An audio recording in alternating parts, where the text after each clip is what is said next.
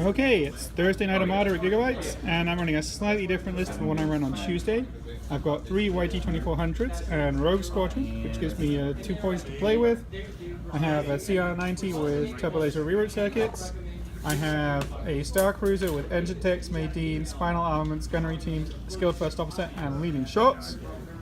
I have another CR90 with turbo laser reroute circuits, and then I have ammunition with assault proton torpedoes, ordnance experts, ammunition, and also a skilled first officer, hoping for a little bit more flexibility with my command dials. Alright, and I'm playing CJ again tonight, and he is running 2 Victory Wands with intel officers and spinal armaments.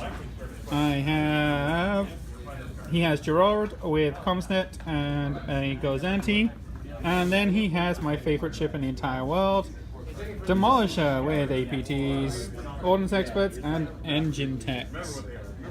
His fighter screen is Mauler, a TIE Advanced, which is Xeric. He has a Lambda. He has a Merrick Steel and Saber Squadron. CJ had a 7-point bid, so I picked from, he chose to go second, so I picked Station Assault going first. Alright, here is setup for the Station Assault. By putting the 2 asteroids in the corner, I was able to force CJ to push the 2 stations in a little bit. And I have 1 TRC hanging out on the far side, and then the rest of my fleet is right, pointing towards the middle. Gladiator being on CJ's left, and then the 2 Victories both running at speed 1. Alright, we're going to see how this goes. Alright, it's the end of turn 1 and everything is converging on the space stations. Not really too much to say, but it's going to be a very, very interesting turn 2 for me. It's the end of turn 2 and one of the Corvettes board it to demolish it and fire from the Victory. And Merrick double shot me. Yeah, Merrick double shot at me as well. Alright, that's the setup going into turn 3. Oh, one of the stations, the one on the left, has taken 5 damage. Should have taken more, except the MC-80 rolled precisely 0 damage in 2 shots at red range. Alright, so this is actually midway through turn 4. The MC-80 is already gone. Both Corvettes have now died.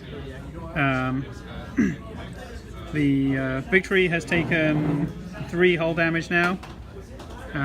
The Gladiator has taken 3 hull, but has 3 shields left across 2 sides, and the other Victory lost its front shields to an asteroid and projectile misalignment. And it looks like it's about to go into the next turn. The Imperials are ahead by an X-Wing, a YT2400, and 2 Corvettes. It is the end of turn 4 going to turn 5. The Victory is bleeding relatively heavily. Space station's taken a little bit. One space station died, the other one's taken some damage, and the JJ's looking a little bit nervous. Alright, it's going into turn 5. The end of the turn 5, the VSD in the middle board it to side and rear fire from the MC-80. Ammunition puts some damage into the space station and is now chasing down JJ and hoping to survive the incoming firepower that's almost certainly coming from Gladiator. Alright, that's the end of the turn. 1 space station left with 2 hull. Alright, it's the end of turn 6 and JJ did indeed buy it. Demolisher came around trying to engine tech ammunition to death. Unfortunately, by doing so, it cost him the side arc. I like my list. So, just to get. And thanks to skilled first officer, the Moncaron did not fly off the table. Okay. But you're playing Jamie. You get to kill someone else. Alright. Oh, both stations bought it. Just to round it up, the game was a win to the Rebels by 95 points.